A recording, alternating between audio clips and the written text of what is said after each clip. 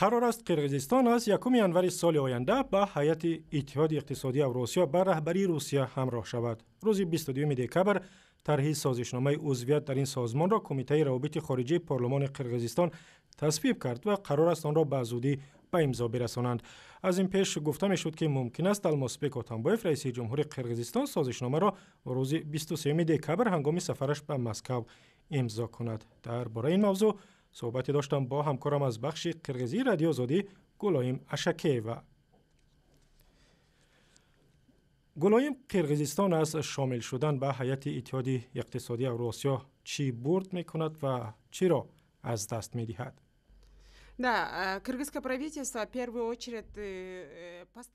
حکومت قرقیزستان در نوبت اول سعی کرد به مردم اطمینان دهد که از همراه شدن به اتحاد اقتصادی اوراسیا قرقیزستان از نظر اقتصادی برد میکند، چون که بزرگترین شریکان تجارتی قرقیزستان در قلمرو شوروی سابق 2 عضو کلیدی سازمان روسیه و قزاقستان هستند. از این رو گفتند که با نظر داشتن منفعت‌های اقتصادی این گونه تصمیم گرفتند. مسئله دوم به گفته حکومت مسئله امنیتی است و وقتی قرقیزستان به اتحاد اقتصادی اوراسیا می‌پیوندد، سرحدهایش مستحکم‌تر می‌شود، زیرا مرزها را همراه پاسبانی می‌کنند. اما قرقیزستان از آن نظر بای می‌دهد که دیگر نمی‌تواند مال‌های چینی را ری اکسپورت کند و یا از نفت فروشد.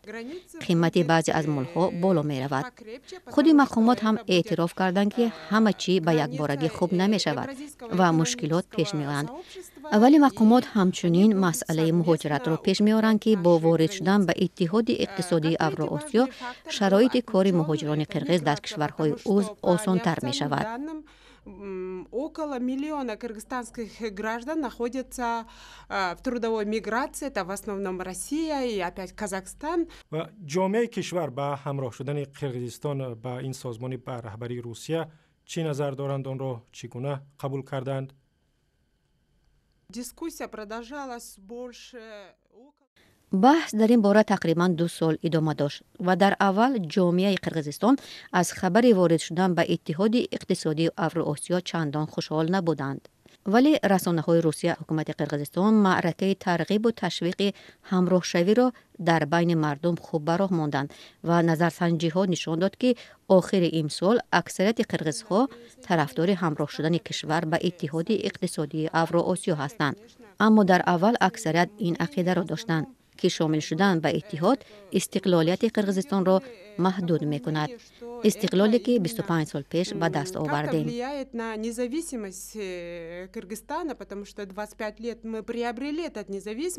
گلایم اشکیوا و همکارم از بخش قرقیزی رادیو آزادی صحبت می‌کرد.